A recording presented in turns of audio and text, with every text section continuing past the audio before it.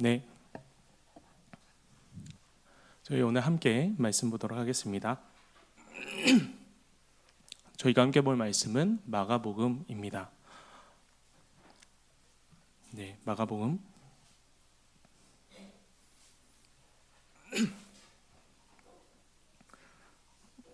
네, 죄송합니다. 마가복음 10장 42절부터 45절까지의 말씀 함께 교독하도록 하겠습니다.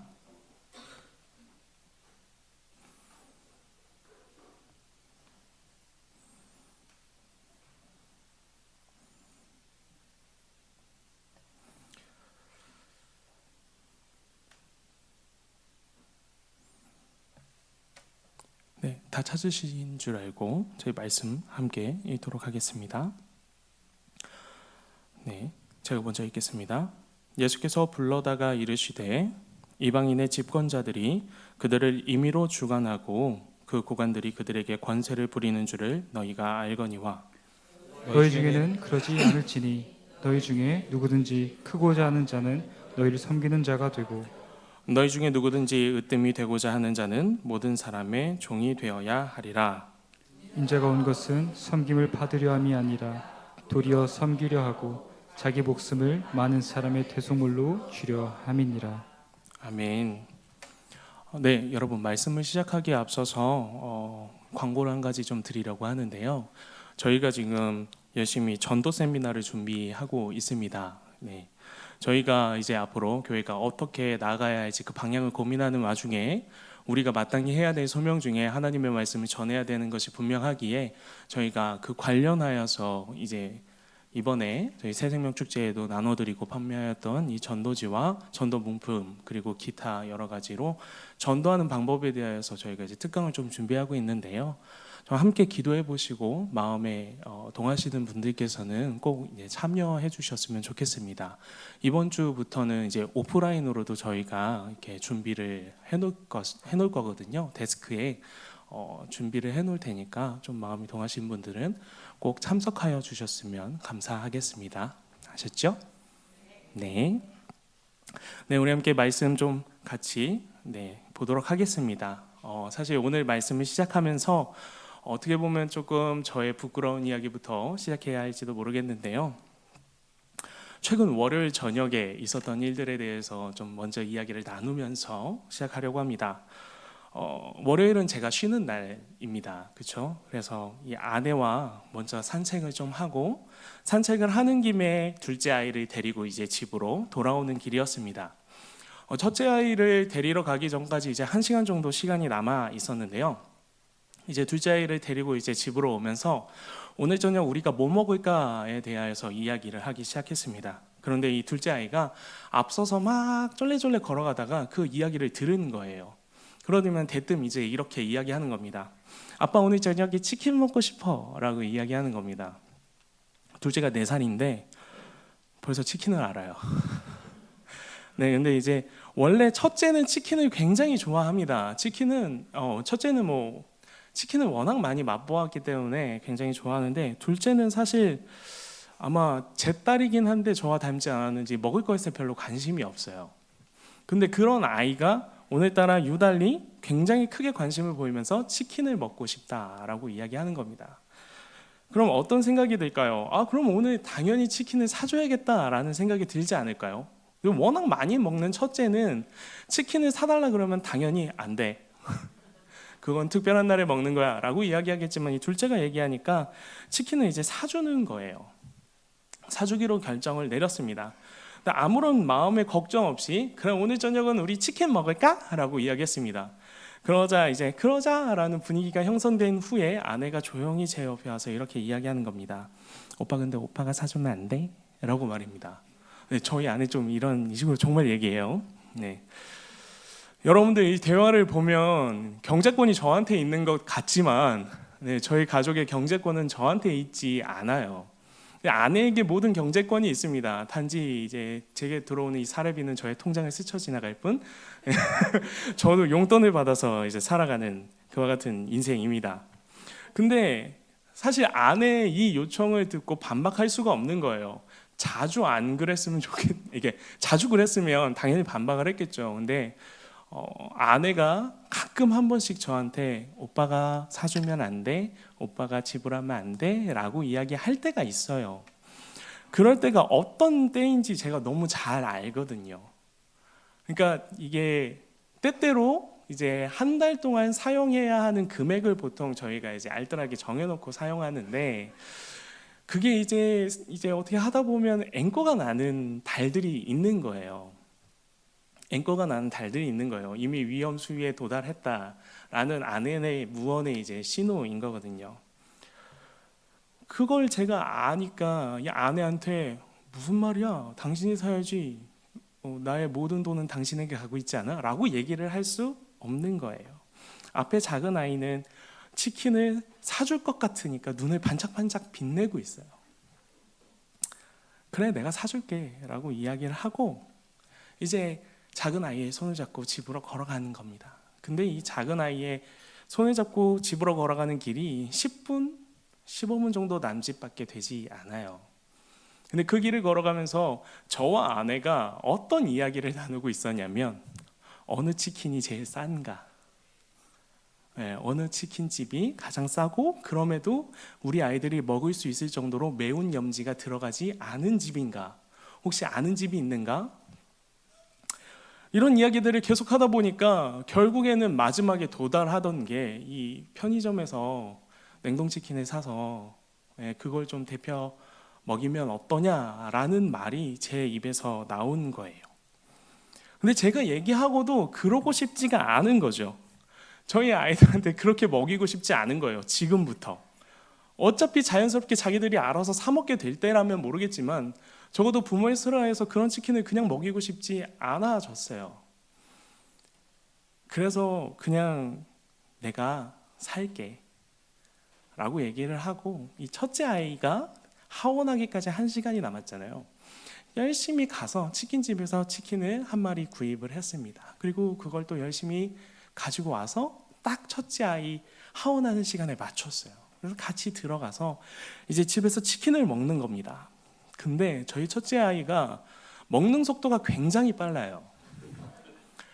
정말 열심히 먹더라고요. 어느 정도였냐면 아이들을 먼저 먹이기 위해서 작은 아이, 이제 첫째 아이를 먼저 한 5조각을 이렇게 세팅을 해줬어요. 그리고 둘째 아이를 한 4조각 해서 이제 열심히 아내가 가위질을 하고 있고, 저는 이제 다른 것들을 좀 이제 꺼내가지고 오면서 세팅을 딱 했어요. 그리고 앉아서 한 조각을 딱 먹고 다음 조각 2조각째를 딱 집었는데 저희 첫째 아이가 이렇게 얘기하는 거예요. 더 주세요라고 얘기하는 거예요. 그러니까 제가 한 조각 먹고 2조각째 먹고 있는데 얘가 이미 다 먹은 거죠. 못 먹겠더라고요. 그래서 이 첫째 아이에게 최대한 많이 주려고 정말 깨작깨작 먹었어요. 여러분, 제 몸을 보면 치킨을 좋아하게 생겼습니까? 좋아하지 않게 생겼습니까? 여러분, 치킨을 굉장히 좋아하는 사람이죠. 순살 치킨이에요, 여러분. 뼈가 없는 치킨이었단 말입니다. 그럼에도 불구하고 제가 3조각 이상 못 먹겠더라고요. 이 첫째 아이가 너무 좋아하니까. 그럼 오늘따라 둘째 아이도 잘 먹어요. 둘째 아이가 원래는 입이 굉장히 짧아서 몇 번 주워 먹다가 아마 2조각 정도 먹으면 안 먹을래 이러는 아이거든요. 근데 그날따라 혼자 4조각을 다 먹고 더 잘라달라는 거예요. 먹고 싶죠. 그러니 참았습니다. 그러면서 아내를 보는데 아내는 한 조각도 안 먹었더라고요. 네. 괜찮냐라고 얘기했더니 본인은 이제 살을 빼셔야 한다면서, 다이어트를 해야 한다면서 한 조각도 되지 않더라고요. 저도 3조각 먹었고요. 나머지는 우리 아이들에게 다 잘 먹는 건가요? 우리 아이들에게 다 돌려주었습니다. 근데 이럴 때마다 뭐 자주 있는 건 아니지만 이럴 때마다 때때로 굉장히 부끄러운 생각들이 들기 시작합니다. 무엇이냐면 하나님한테 무의식적으로 이렇게 기도하게 돼요. 하나님께 무의식적으로 이렇게 말하게 됩니다. 하나님, 내가 하나님을 섬기겠다고 하면서 참 포기한 게 많지 않습니까? 내가 정말 아버지 하나님 앞에 다 말할 수 없지만 이 인생 가운데서 엄청난 선택의 기회가 있었는데 그거 다 버리고 하나님 쫓아가는 거 아닙니까?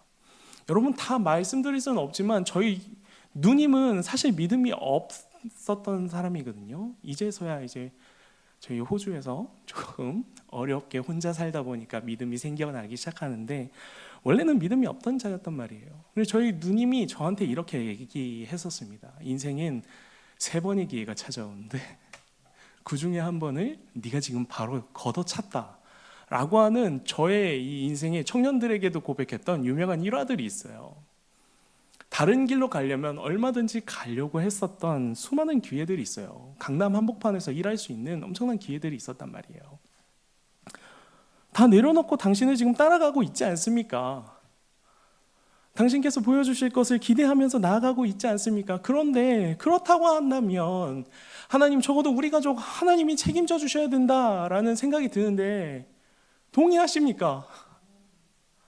아니, 여러분들 마시고 저희 하나님한테 그렇게 이야기하는 거예요. 하나님, 동의하십니까? 하나님이 적어도 우리 아이들은 챙겨주셔야죠. 하나님, 적어도 저희 아내는 챙겨주시면 안 됩니까? 저 밖에서 굴러먹어도 되는데요. 하나님, 우리 가족은 챙겨주셔야죠. 솔직히 마음이 조금 속상했어요. 자주 있는 일은 아니라고 말씀드립니다. 자주 있는 일이라고 하면 너무 불쌍한 거잖아요. 자주 있는 일은 아니에요. 그렇지만 가끔 한 번씩 이런 일이 벌어질 때가 있어요. 그럴 때마다 속상한 거예요. 난 분명 하나님의 일을 하고 있는데 왠지 모르게 뭔가 이 가정 안에서도 조차도 재정적인 부분이나 여러 가지 문제들, 다른 문제들도 있겠죠. 해결되지 않는 듯한 갈증. 하나님을 내가 어떻게 섬겼는데, 내가 여태까지 포기한 게 무엇인데 하나님께서 내게 이렇게 행하십니까? 라는 자연스러운 물음들이 가슴속에서 막 올라올 때가 있더라라는 거죠. 여러분, 제가 부끄러운 얘기지만 이라고 시작한 거 아시죠? 네, 부끄러운 얘기입니다. 오늘 말씀을 보면 사실 오늘의 말씀은 제가 함께 보고자 하는 큰 말씀의 가장 가운데에 있는 말씀입니다. 오늘의 말씀을 기준으로 앞절에서는 어떤 이야기들이 벌어지냐면 이 세베대의 아들 야고보와 요한에 대한 이야기들이 진행됩니다. 그런데 이 야고보와 요한이 저와 굉장히 비슷한 생각을 하고 있는 것 같다는 생각이 들었어요. 마가복음 10장 35절 말씀에서 이렇게 이야기합니다. 세베대의 아들 야고보와 요한이 주께 나와 여짜오되 선생님이여 무엇이든지 우리가 구하는 바를 우리에게 하여 주시기를 원하옵나이다. 갑자기 나와서 예수님께 무언가를 요청해요. 그러자 예수님이 이제 물어보시는 거예요. 36절에서 이르되 너희에게 무엇을 하여 주기를 원하느냐라고 물어보십니다. 그러자 제자들이 뭐라고 얘기했냐면 예수님의 영광의 그날에 좌우편에 우리가 앉길 원한다라고 이야기해요. 그 좌우편의 자리를 우리에게 주십시오라고 이야기하고 있는 겁니다. 이 제자들의 요구가 저에게 굉장히 낯설지 않게 여겨지는 거예요. 왜 그러냐면 여러분, 야고보와 요한이 어떤 사람들입니까? 그가 처음 등장할 때 말씀을 보면 예수님을 처음 만났을 때 그들은 자신의 아버지를 버려두고 따라요. 자신들이 열심히 물고기 잡이하던 배를 버려두고요, 그물을 버려두고요, 사꾼을 버려두고요, 아버지조차 버려두고 예수님을 쫓아요. 그러니까 예수님이 길이라는 것, 예수님이 자신들의 인생의 희망이라는 걸 알았기 때문에 자신들이 가지고 있는 것들을 내려놓을 수 있었다라는 거예요. 이제 후반에 가서 어떤 식으로 예수님을 이해하였는지 명백하게 드러나긴 하지만 적어도 그들이 보기에 예수님은 메시아였다라는 것입니다. 그래서 예수님을 쫓아가요. 그리고 오늘 그들은 결국엔 이렇게 이야기하고 있는 겁니다. 예수님, 우리가 얼마나 많은 것을 포기했습니까? 우리 아버지도 버려두고 왔는데요.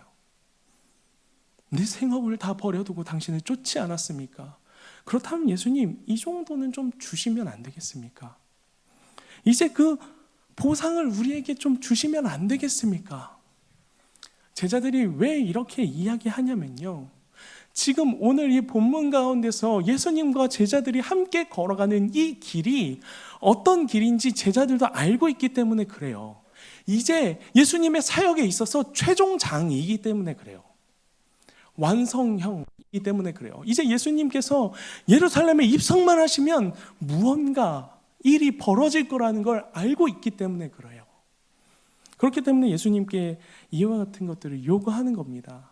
나의 인생이 당신께 달려있지 않습니까? 내가 얼마나 많은 것을 내려놓고 포기했습니까? 그것에 대한 보답을 내게 허락하여 주십시오 라는 것이 바로 이들의 요구예요. 그런데 이 요구를 단순히 둘만 한 것이 아니라 그 제자들이 자신들이 먼저 요구하지 못함으로 인해서 이 얘기를 듣고 분을 내고 화를 내요. 그러니까 예수님을 따라갔던 모든 제자들이 사실 동일한 생각을 가지고 있었다라는 것이죠. 근데 예수님께 그렇게 이야기할 때 예수님의 대답이 조금 이상합니다. 마가복음 10장 38절에서 예수님은 이렇게 말씀하십니다. 예수께서 이르시되 너희는 너희가 구하는 것을 알지 못하는도다. 내가 마시는 잔을 너희가 마실 수 있으며 내가 받는 세례를 너희가 받을 수 있느냐라고 물어보십니다. 이 말씀에서 우리가 중요하게 보아야 하는 것이 잔과 세례입니다. 예수님께서 예루살렘에 올라가려고 하시는 그 목적이 잔과 세례에 있다라는 거예요. 그런데 지금 이 제자들은 잔과 세례를 뭐라고 이해하고 있냐면, 잔은 보통 왕으로 등극하기 전에 벌어질 일종의 환난 같은 거예요. 그러니까 후에 영웅담처럼 전해질 수 있는 어떤 전쟁이나 역사와 같은 이겨내야만 하는 시련처럼 여겨지는 거예요. 그게 바로 이 잔이라고 생각하는 거예요. 세례는 뭘 의미한다고 생각하시냐면 그 모든 것을 궁극적으로 이겨내시고 승리하시고 면류관을 얻으실 왕으로 등극하실 예수님에 대하여 말한다고 제자들은 생각하고 있는 거예요. 즉 그들은 자신의 인생을 걸었어요. 그렇지만 그들이 인생을 건 그 메시아는 정확하게 예수님이 알고 계셨던 그 메시아와 예수님이 말하려고 하셨던 그 메시아와 전혀 닮아 있지 않은 다른 메시아를 생각하고 있었던 것이죠. 여러분, 지금 예수님께서 향하시는 이 길이 어떤 길이라고 말씀드렸죠? 예루살렘을 향해 올라가시는 길이라고 말씀드렸습니다. 그렇다면 이제 예수님께서 받으셔야 하는 잔과 받으셔야 하는 세례는 무엇을 의미합니까? 잔은 그분의 고난을 의미합니다. 세례는 그분의 십자가에 죽으시고 다시 부활하심을 의미하는 것입니다. 즉 이제 죽으러 가시는 길이라는 것입니다.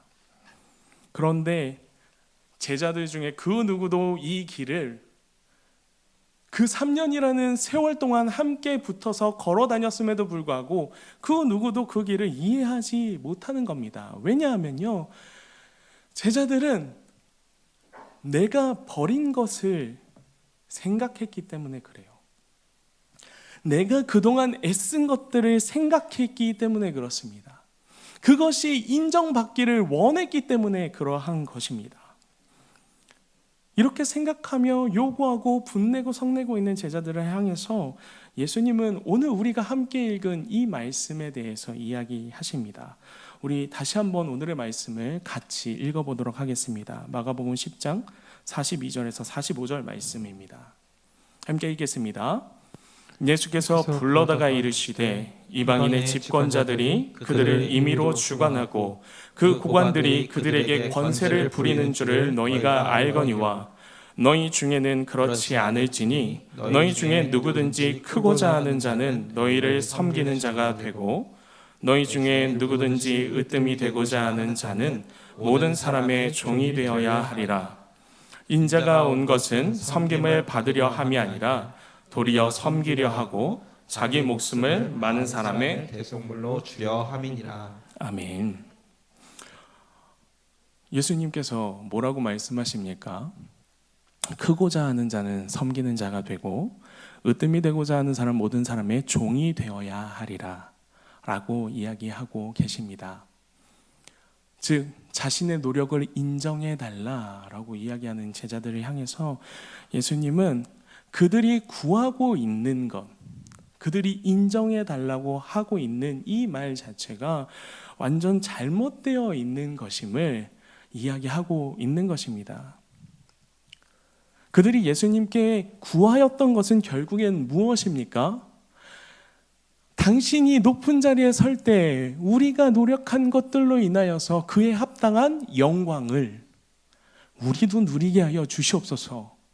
이것이 바로 그들이 말한 영광 아닙니까? 즉, 내 노력에 대한 보상으로 주어지는 영광을 그들은 요구하고 있는 것 아니겠습니까? 근데 예수님께서는 오늘 이야기하시는 것입니다. 그 영광을 정말 받기 원하느냐?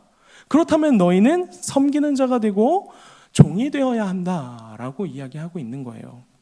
여러분, 이 섬기는 자라는 단어의 의미는요, 식사에서 시중 드는 자, 옆자리에 서서 이렇게 시중 드는 사람들, 그걸 의미하는 거예요. 근데 당시에 식사를 할 때에 그 옆에서 누군가가 서서 시중을 든다라고 한다면 그 사람은 결국 노예 아니면 종이에요. 사실 둘이 굉장히 비슷한 용어죠. 그러니까 예수님께서 오늘 하고 싶으신 말은 뭐냐면 너희들은 종이 되어야 한다라고 이야기하고 계신 거예요. 여러분, 이것을 단순히 우리가 착한 자가 되어야 한다, 섬기는 자가 되어야 한다라고 예수님은 오늘 단순하게 그렇게 이야기하고 계신 것 같지 않다라는 거죠. 예수님께서 오늘 이 말씀을 통하여서 너희는 종이 되어야 한다, 섬기는 자가 되어야 한다라고 하는 그 의미는 이 시대의 종과 노예가 과연 어떠한 자들이었는지를 좀 이해해보면 유추해 볼 수 있습니다. 우리는 종과 노예가 굉장히 부정적인 이미지만을 가지고 있다라고 생각하죠. 그러니까 정말 생사역탈거를 쥐인 채로 그냥 끝없이 노동만 하며 살아가는 자, 이것이 바로 종과 노예라고 생각하고 있지는 않습니까? 근데 당시 로마 시대의 종과 노예 중에서 정말 좋은 주인을 만난 사람들은, 그리고 그 능력을 인정받은 사람들은 전혀 다른 삶을 살기도 했다라는 겁니다.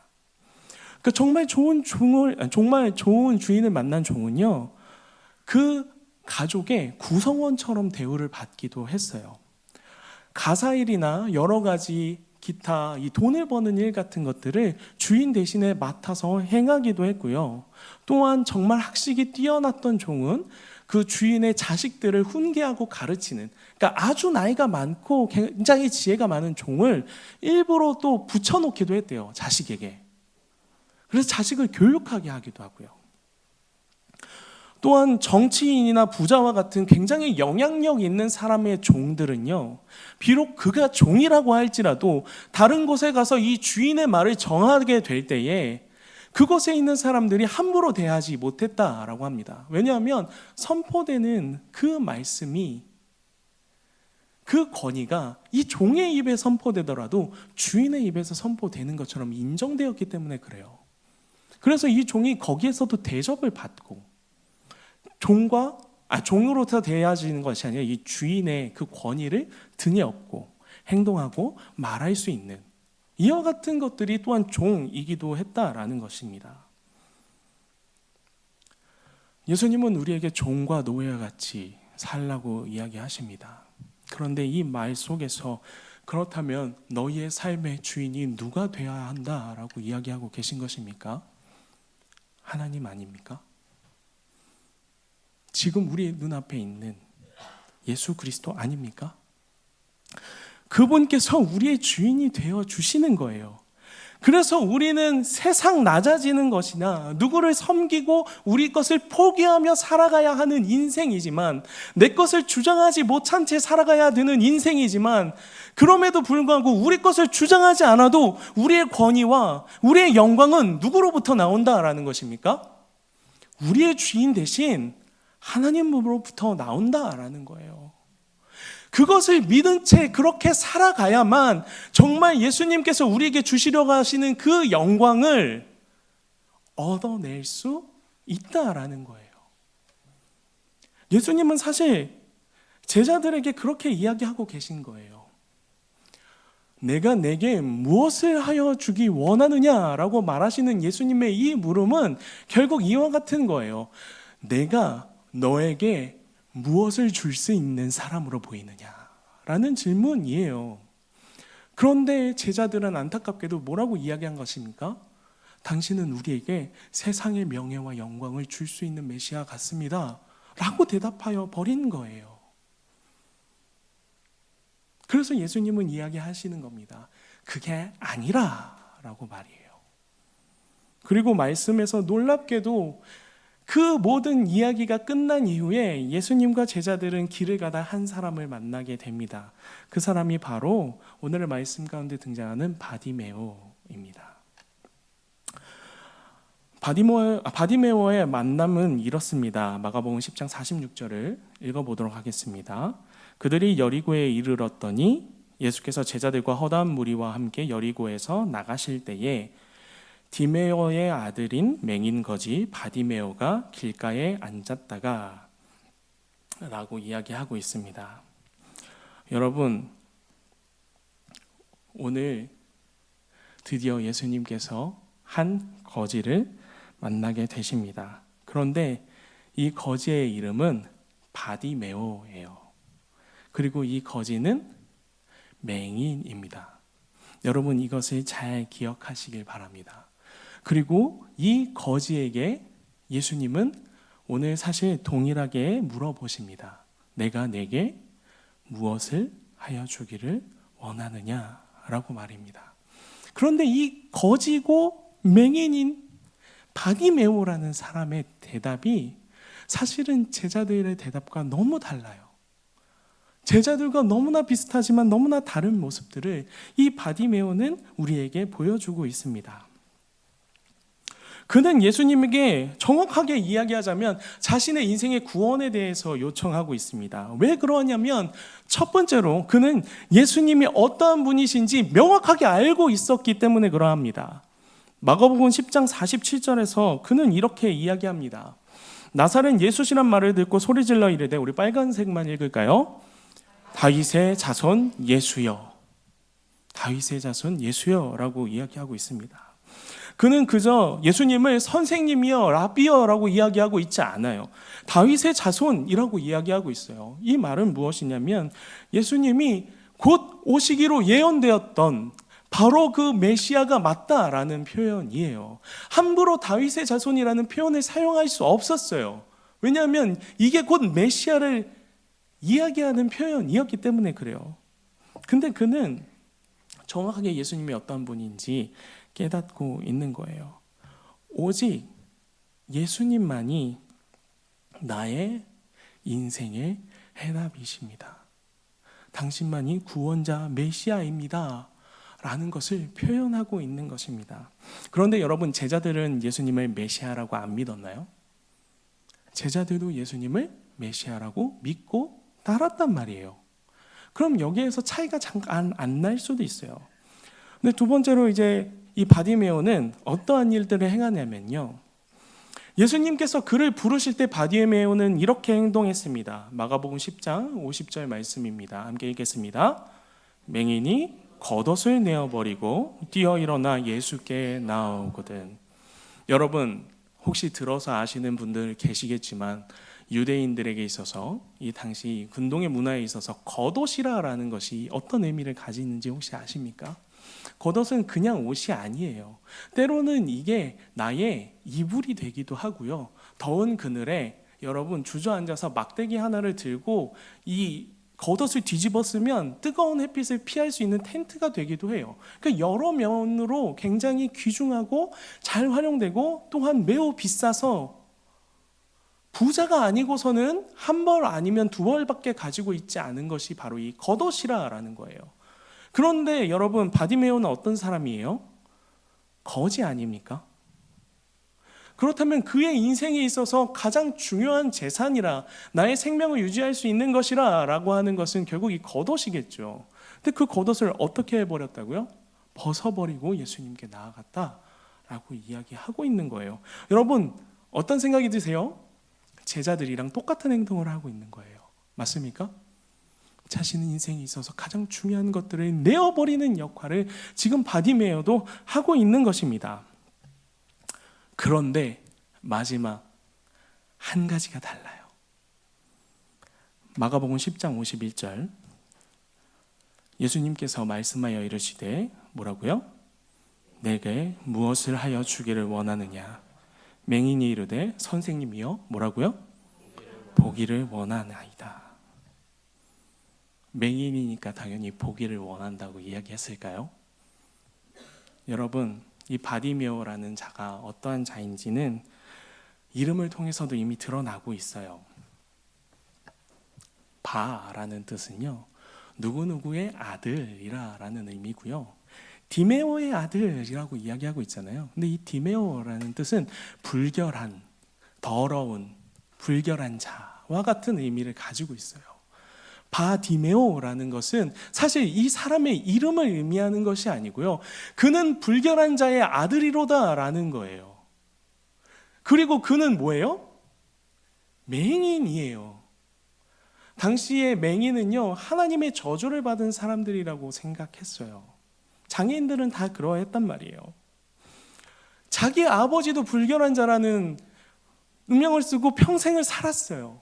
자신은 역시 맹인이고 또한 거지예요. 그렇다면 이 사람의 인생이 어떠했는지 우리는 너무나 이 이름을 통해서도 알 수 있는 거죠.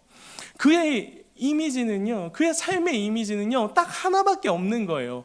내 인생은 저주받았다고요. 여러분, 근데 오늘 예수님한테 바디메오는 그렇게 이야기하고 있는 거예요. 보기를 원합니다. 여러분, 이것이 단순히 맹인이 자신의 눈이 뜨여지길 원합니다 라고 이야기하는 것이 아니라는 것을 우리는 깨달아야 합니다. 그가 요구하려고 했다면 동일한 것을 요구할 수 있었어요. 부유해지고 싶어요. 욕먹지 않을 수 있을 만큼 영광을 얻고 싶어요. 부귀를 얻고 싶어요. 얘기할 수 있어요. 거지이니까요. 그렇지만 그는 다른 것들을 구하지 않고 딱 한 가지를 구해요. 보기를 원합니다. 여러분, 그 말은 결국에는 무엇을 의미하냐면 내 삶의 이 저주를 끊어주시옵소서라고 이야기하고 있는 거예요. 바디메오가 예수님을 만났을 때 그는 오직 예수님만이 메시아임을 알았다고 이야기했죠. 그 메시아에게 그가 유일하게 부탁할 것 한 가지는 무엇이었다는 거예요? 내 인생의 저주를 끊어주십시오라는 것입니다. 그것을 위하여서 오늘 바디메오는 자신의 요구를 하고 있는 것입니다.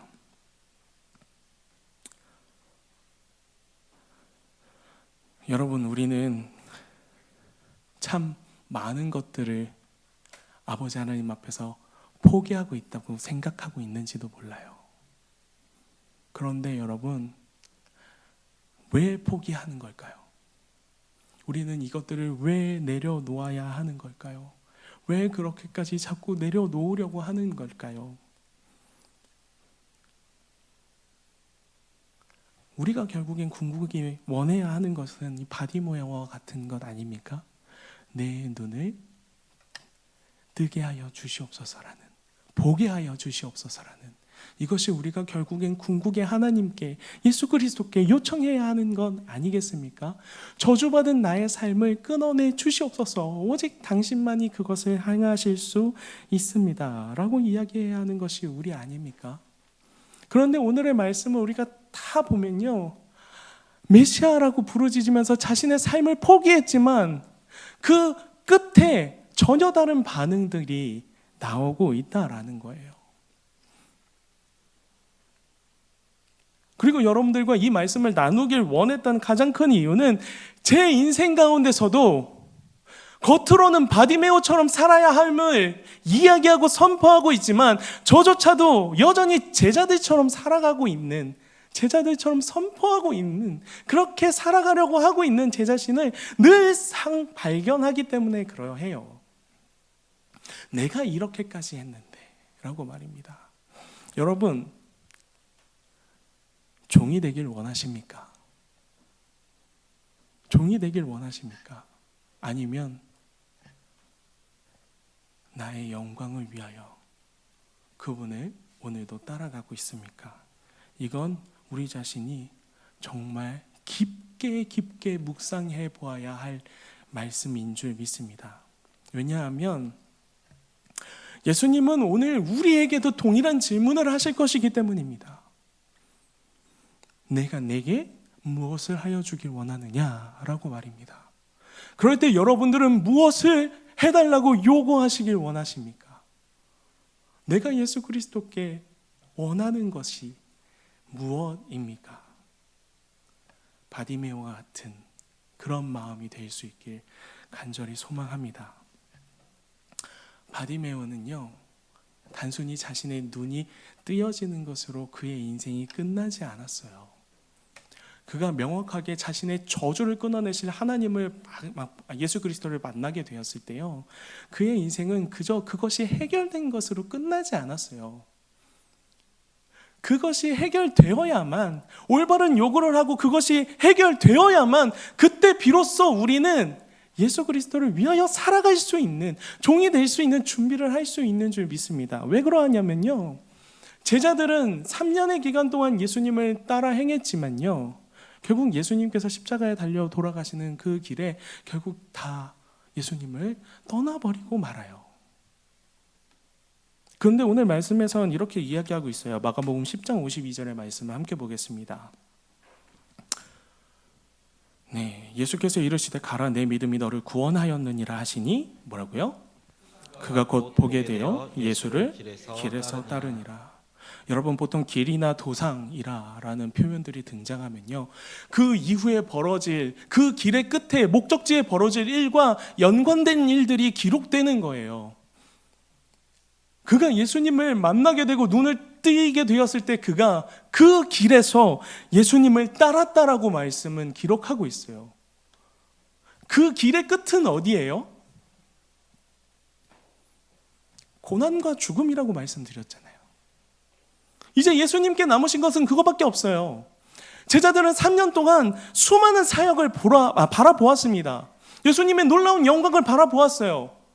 그렇지만 그들은 예수님이 어떠한 메시아인지 결국 이해하지 못했어요. 눈이 있지만 보지 못한 자들이에요. 그렇지만 바디메오는 들었을 뿐이에요. 예수님이 어떤 사역을 하셨는지 보지 못했어요. 그럼에도 불구하고 그의 눈이 뜨여지게 될 때, 그의 저주가 끊어짐을 확인하게 될 때 그는 그 길에서부터 예수님을 따라갑니다. 어떻게요? 자신의 이름 하나 남기지 않고서요. 아까 말씀드렸죠? 바디메오는 이름이 아니에요.